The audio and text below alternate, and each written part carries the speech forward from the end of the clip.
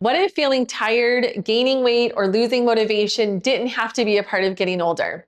This week on The Real Deal, we're joined by Chris Morris, founder of Nulevel Wellness Medspa, to talk about hormone optimization, medical weight loss, peptides, and what it really means to optimize your health.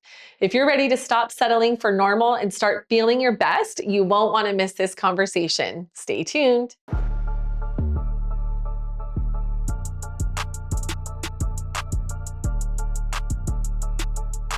Welcome to The Real Deal, episode 114. I'm your host, Janine Igliani, with my co-host, Ryan Hatcher. What's up, guys? And our guest today is Chris Morris. He is the founder of Nulevel Wellness, which is a med spa. We actually had Denver on, your partner, right? Yes. That was a while ago, and I'm excited because I feel like things have changed since then. There's more stuff out, and so I want to talk to you today all about building a business, what that looks like, and obviously we want to get to know you, but then I think it'd be really fun to dive into peptides. What are they? GLP-1s, how do they work? Because people are like, it's just everywhere, I feel like. Absolutely. Awesome. Cool.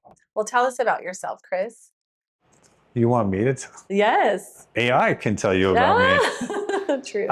So originally born and raised in the White Mountains, born in Springerville, raised in St. John's, graduated from there, attended Northern Arizona University for undergrad, did chemistry and exercise science as my majors, intentionally went there to become a physical therapist in the beginning, but the field became very saturated. And I was in class one day and the head of the PT department came in to us and said, "Hey, who wants to be a PT in here?" And all of us raised our hands.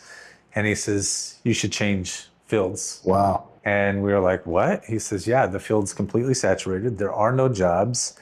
The salaries that you guys are going to get is terrible. So Crazy. Go home tonight and think about what you really want to do with your lives." And so that night I went home. How grateful are you for that, man? Well, it was great. I mean, we kind of had heard a bunch of stuff. I mean, internet wasn't that big, right? 1998, probably 97, somewhere around there. And so I had a classmate that she and I were in every class together. And Courtney came back the next day and she says, "What do you want to do?" And I said, "What do you want to do?" And I was like, you know what? When I had a knee surgery in high school, I had my ACL repaired.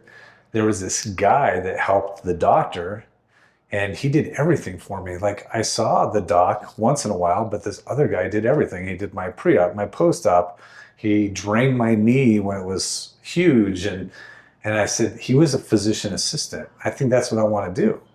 And she came and she looked at me and she said, "I was going to tell you the exact same thing how today." Funny. And she said, "That's what we should do instead." And so I kind of just focused on being a PA. And then our last semester, as we're getting ready to graduate and stuff, she came to class one day and she looked at me and I was like, "What's up?" And she's like, "I'm not going to PA school." And I said, "What?" Yeah. She says, "Yeah, I think I'm just going to be a doctor." And I was like, "Okay, well, that's great. If that's what you want to do, then have at it. Let's go." Yeah. And so she actually is a physician now. She's a pathologist that practices and has been very successful in her career, but I continued with the physician assistant route and here we are today. So how did that lead you to Arizona? Well, I mean, for me, I went to, again, finished at NAU, and then I wanted to strengthen my application to whatever school I was going to be applying. So I actually took a year off. And I basically worked at the Flagstaff Medical Center.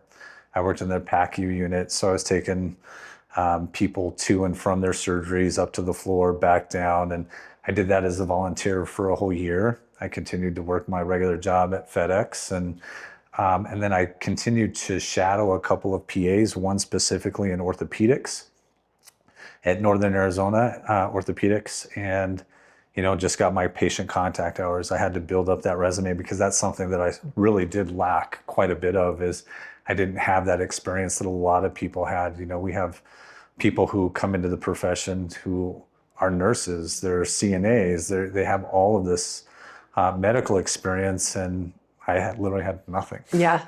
When it came to that, yes, I had the grades and I went to class, but as far as that interaction and knowing exactly what was there, I didn't. So shadowing, her name was JJ Walker. Um, Perfect person to shadow. She was great with me. She was patient. She was kind, and just kind of took me under her wing. And I shadowed her for like 144 hours, like a Wow. lot. Most Yeah. people don't even get close to that. But I mean, I would just call up and say, "Can I come in today?" And she's like, "Are you serious? Like, you're here more than some of our employees are." And so I did that. And then I had served a mission in Iowa. And I thought, well, Iowa was ranked #1 in the country. I'll take a shot. Okay. So I sent an application into Iowa. I applied to Midwestern here in Glendale, AT Still here in Mesa, and then Southeast Missouri State, just because they started sooner and wanted to get into schools. So I flew out to Iowa, I interviewed, and literally a week later, I had my acceptance letter. And that was my first interview of all of them. So I already knew I had Iowa in my back pocket. So when I went to Midwestern, when I went to AT Still, it was like, why should I go here? Right. Instead of, they would ask me, why do you want to be here? I actually asked one of the interviewers, like, why is your school better? Yes. Why do I want to pay to come to you? And afterwards, when I said, yeah, I probably won't be coming here, she's like, why? I said, well, I've already been accepted to the #1 PA school in the nation. For me to stay here, it was proximity to family and being close and not leaving to go to the Midwest again and being alone and doing that. But at the end of the day, like, do you take a school that's barely becoming certified Right. and getting their certification, or do you take a school that's been working and putting PAs into the workforce since the 1960s? Right. And their pass rate is above 99.5%. Like, how do you argue with that? Yeah. So moved to Iowa and completed their program. And then when I came back, I actually intended on going back into orthopedics. That was my love because of my knee surgeries and everything else. And I called NAO and I said, hey, I really want to work for you guys. Do you have a job? And they were like, no, we don't have anything in the works immediately, but we are trying to hire a guy from University of New Mexico, but we don't know when that's going to happen. So I'm like, okay, fine. So I started the job search here in Mesa and whatnot. And I had a buddy who was actually going to AT Still in Mesa. And I said, do you guys have a job board or something there? And he's like, yeah, I'll take a look at it. And so he sent me this job board process where you could look through, and I did. And there was a urology job. And so I applied and I went and interviewed, and I got hired the next day and I signed my contract. Little did I know, about 2 weeks later, NAO would call me and say, hey, the guy from University of New Mexico wants to move to Flagstaff and he needs a PA. Do you want to be that guy? Yes, I do, but I just signed a contract. So I said, I'm going to honor the contract. And I ended up practicing urology for 18 years. Wow. Wow. So 2 different groups, but I practiced with Phoenix Urological Surgeons, and then I moved over to East Valley Urology Center and was with them for 7 years before I opened up Nulevel Wellness Medspa. That's like a big change, right? It was. I think I took the very best, in my opinion, the very best part about urology, the hormone optimization. And that's what led me to the Nulevel Wellness Which was situation. From a fertility standpoint? Well, you just have these guys coming in and, they're low energy, low concentration, moods are all over the place. They're in their gym working their tails off and they're not getting any benefits from it. They're going to work, they're putting in the time, they're coming home, they hit the couch and they have no energy to do anything else. And they just need something. And so, after treating those guys for literally 18 years, it's like, I really love this. I want to do other things that promote health and wellness. And urology was great. Like, don't get me wrong. Like, I have patients who follow me to Nulevel. I have patients who still call and contact me because you develop this relationship when you diagnose an individual with cancer. And you have to follow them from the initial diagnosis through treatment, through post-op, through sometimes radiation and chemotherapy, and you literally have changed their entire life. Mm-hmm. And sometimes ended up being very good as far as the outcome, and sometimes it was very terrible. Yeah. So that part, I don't miss the terrible parts. Yeah. But in my job now, who doesn't want to work with people who want to lose weight, who want to be healthy? Like they're not being forced. Right. And it's not under like a cancer diagnosis, right? Yeah, you have all these new things that are coming out, and you can help provide a healthy lifestyle and living that those opportunities, even just 10 years ago, weren't truly available. And now, like, we can It's do so amazing. much for people. That's amazing. Did you? No, I was just thinking about that transition now from being an employee to now a business owner. Yeah. So tell us about that. Very different. I think as any business owner learns, the hardest aspect of owning a business is having good employees. Finding them and holding on to them is super important. And that aspect, I think, from day one, we learned very quickly that was going to make or break us. For sure. Thank you for watching the episode. Our podcast is called The Real Deal, where real estate meets real life. And I love sharing these real life stories, but we are also in the real estate business. And so if you have any real estate needs, maybe you're thinking about buying or selling or wanting to invest in real estate, we would love to help you. And I don't think it just is obviously in the medical spa business. I think it's any business that is out there. Anybody who owns a business understands what it's like to have really great employees who show up, who are dependable, who are kind, even when maybe the kindness, you don't want to show up, but you show it and you take care of people, to those who really, they don't care. Yeah, I have to say, I think, entrepreneurship and owning a business gets all this like glamour. And it's almost like if you're an employee, that's a bad thing. But I think no, like everybody has their own path and strengths, and not everybody can be an entrepreneur or a business owner. And if you're an employee that cares, that does an amazing job, you are a invaluable asset to that business owner. Absolutely. Like there are, the last little while for us, we've had this amazing group of people. We've had a lot of great people over the years. Don't get me wrong, like there's been a lot of great ones. But over the last couple of years, we've had this group of individuals who show up, who are kind to one another, who treat each other with respect, who are friends, literally. They hang out after work and do things together. And you don't get that a lot. And, to be able to appreciate that as a business owner and see those bonds, it's good, because there have been a lot of times in our practice where we've had none of that. There have been times when literally I have walked in thinking, what's going to blow up today? Yeah. Not if, but what is, right. And how are we going to deal with it? Because that happened quite a bit over the first 2.5 years. There was a lot of bad things that were going on until we found those group of individuals that just meshed. Yeah. So I think that's great, and that's huge. And if you have a great team that you work with that has that same vision, like your success can just go through the roof, because you have that great synergy and energy and everybody working towards the same goal. And on the flip side, if you have like a bad apple or whatever, it can, I mean, we've seen it can really affect things. For sure. Well, let's talk about all the things that you guys do. Tell us what Nulevel offers. I love it. We offer a little bit of everything. One of our biggest assets right now is we do a lot of hormone optimization.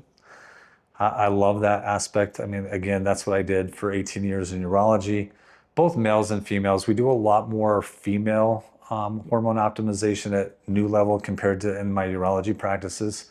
But I think that comes with the territory, with the aesthetics and more people walking through the door for that kind of stuff.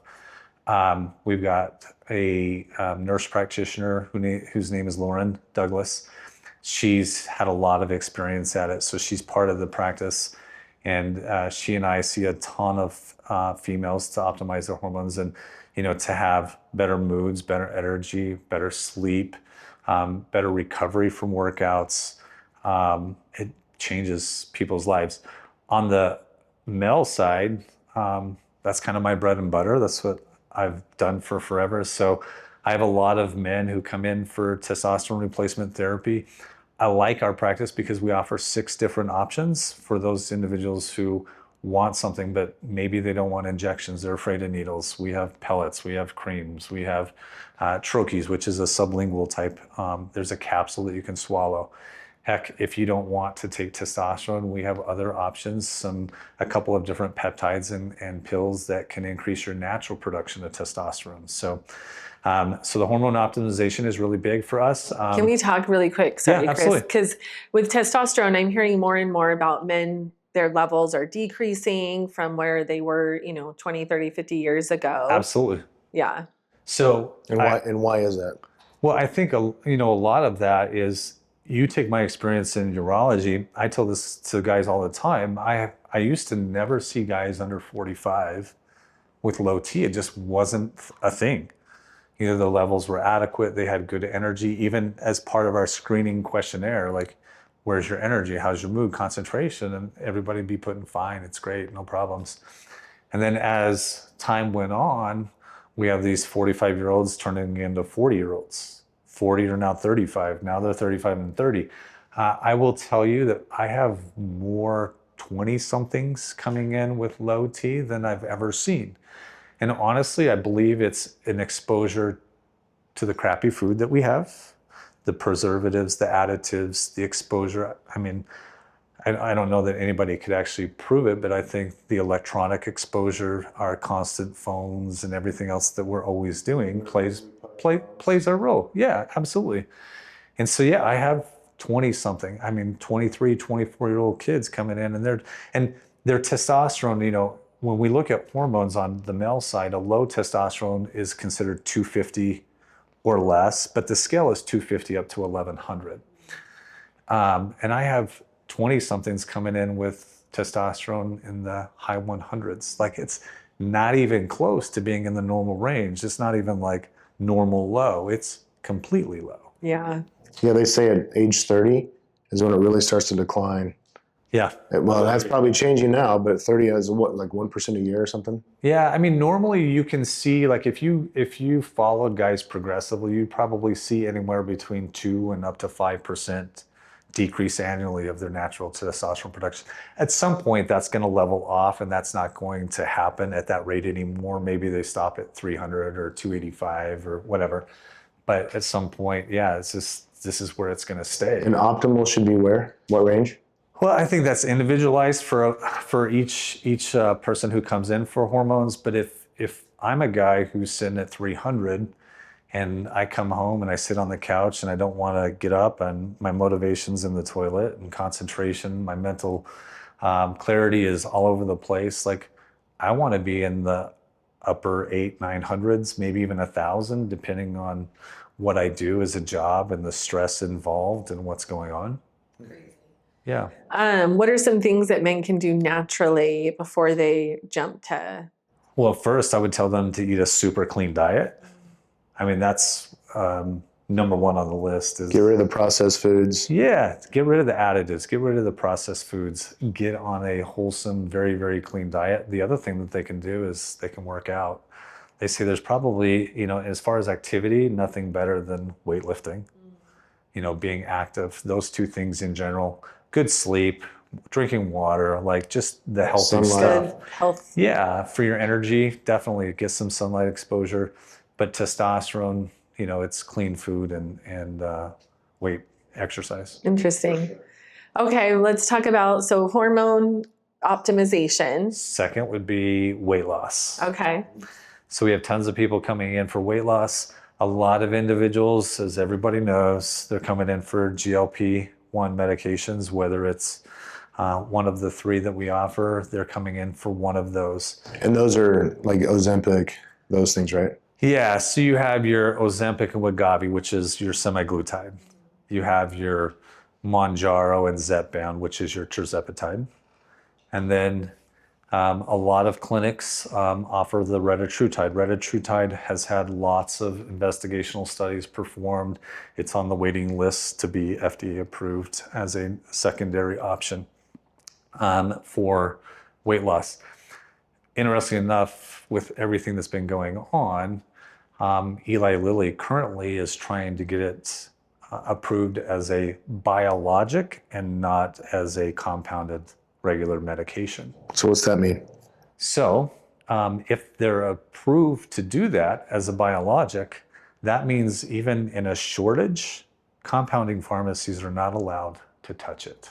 Oh, wow. They cannot make it, they cannot produce it. They are not allowed to do anything with it. Only Eli Lilly, who has the patent on the medication, the biologic, if approved, would be able to do anything with that particular medicine.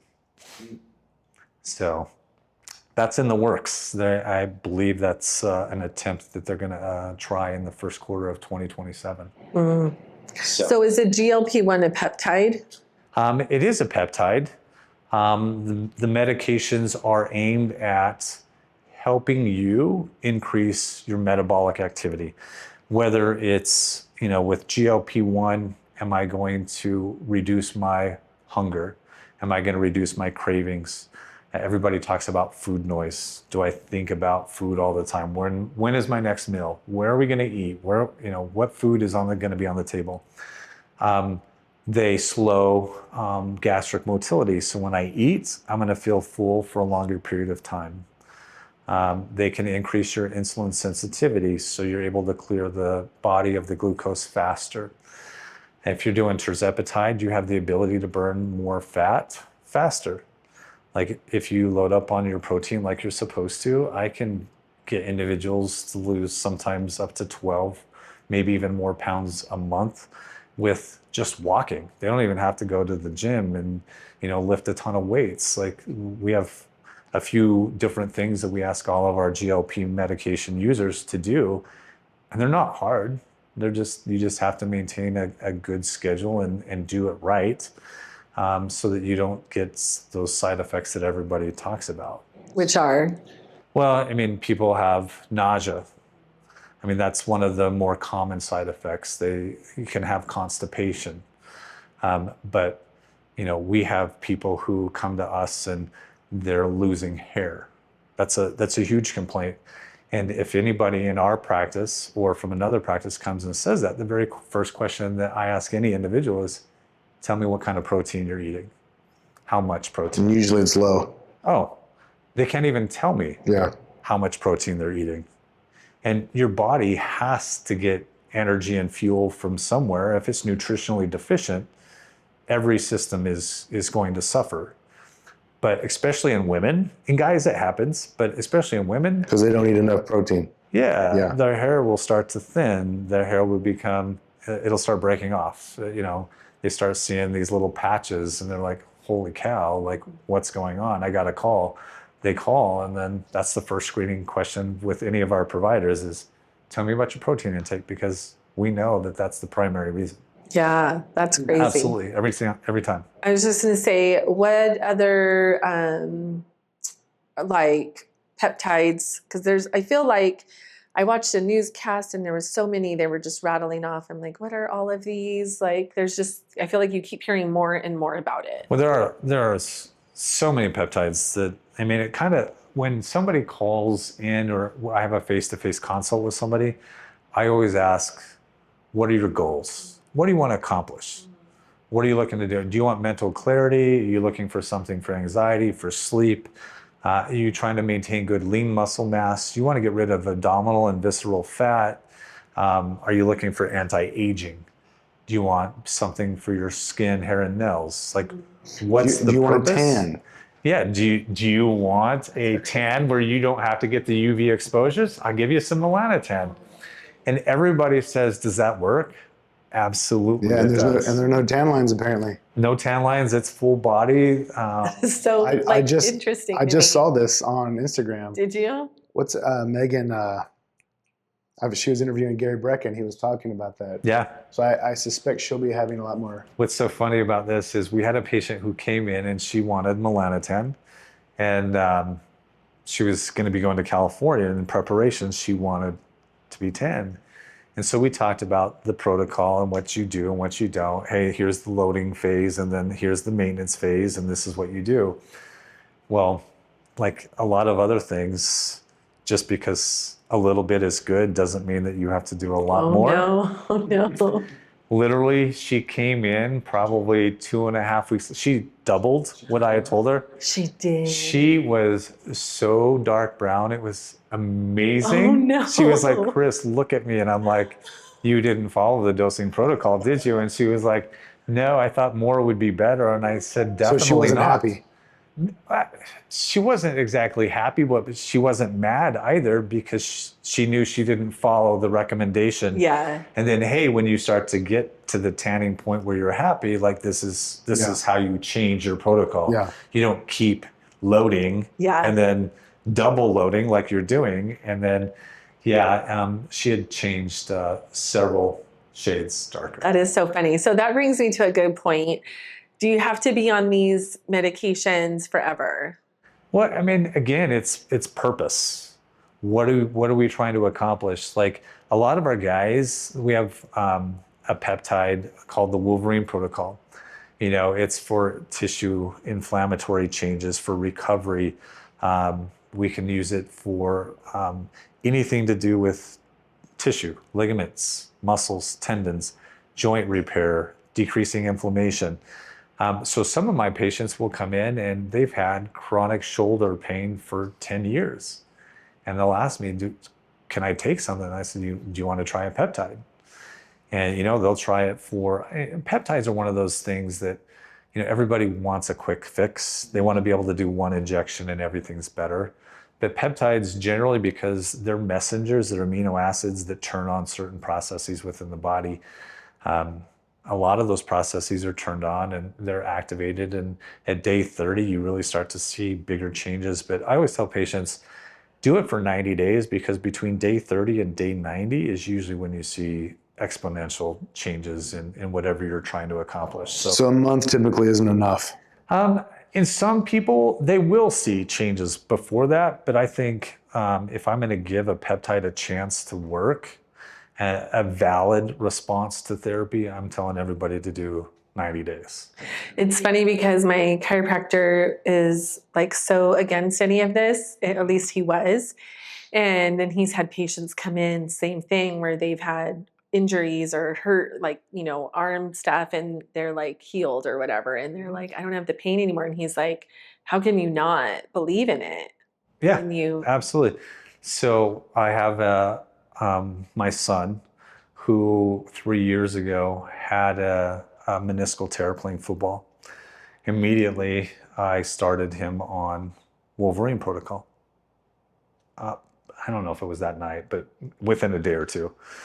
And it was towards the end of the school year. And so we started him on it. We got him an appointment with a physician. I got an MRI ordered, got that done. Yes, he had a meniscal tear. It was pretty obvious, pretty bad one. Went in, saw the surgeon, and he said, okay, we obviously need to do surgery, and he's going to be on crutches for I don't know how long, but he's going to be on crutches. And so we just kind of held off and waited till school got out to have the surgery performed.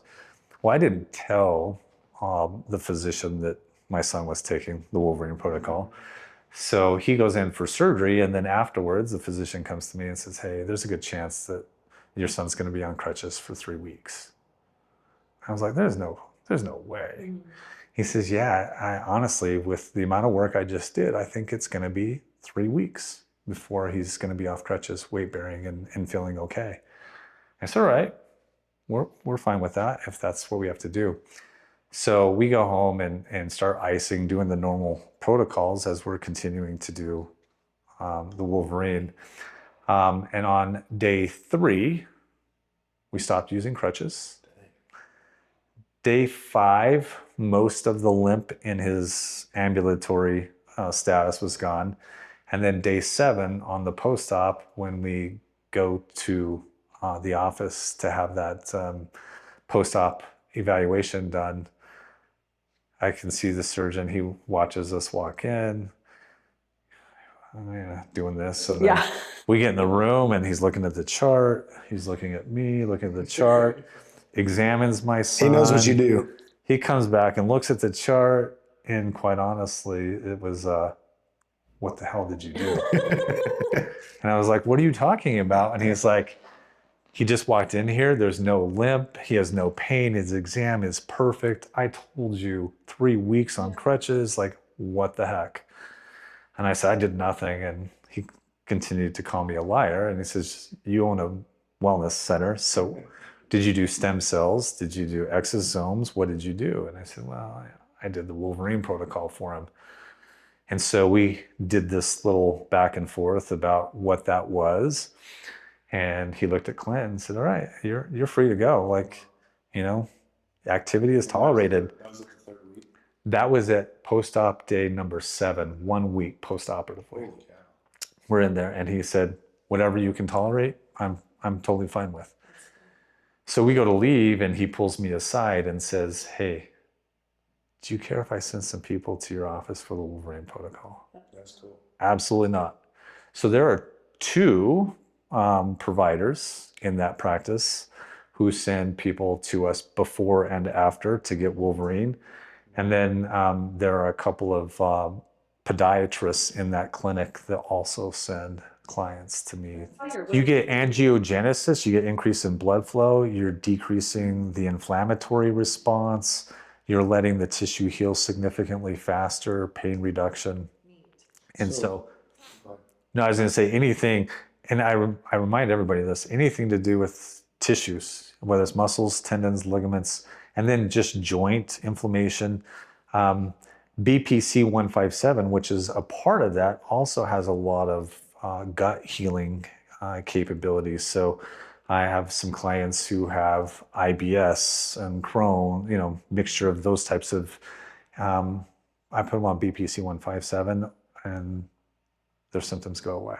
From a Chinese company that says, hey, I can get you your peptide for this amount of money, whatever, that's great. Like if you feel like you want to do that, then do that. If you want to go about it the right way, the way that most individuals who care about their health, their long-term longevity, they're going to go to a medical clinic, whether it's a med spa or a wellness center, or some family physicians are doing peptides now.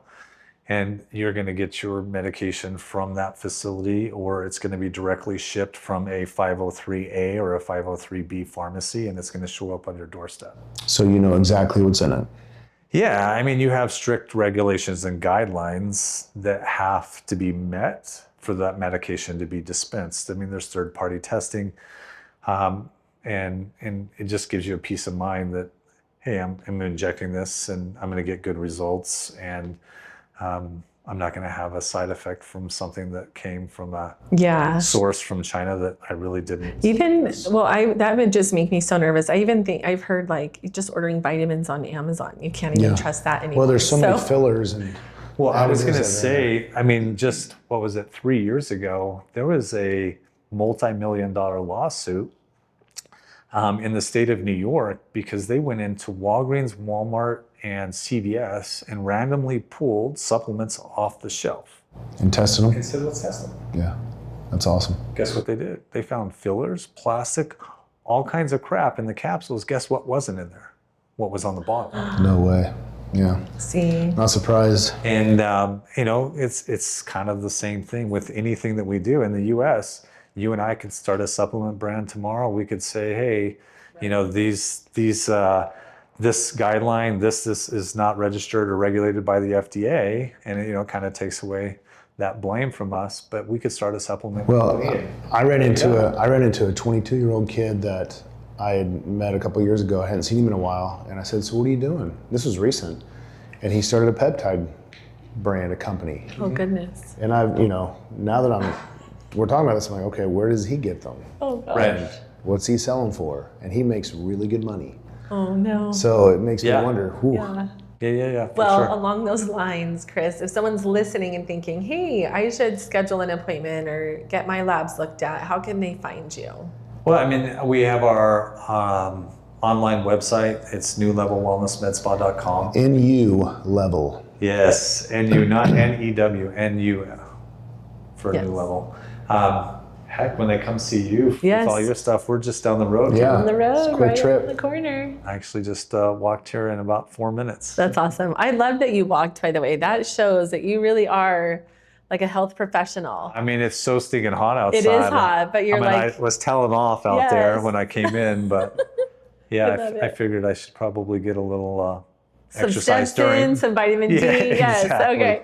Well, we love to end with like some rapid fire questions. Absolutely. Are you good with that? Yeah, hit me. All right. Let's Favorite go. color? Blue. Favorite drink? Now, Coke Zero. Oh, okay.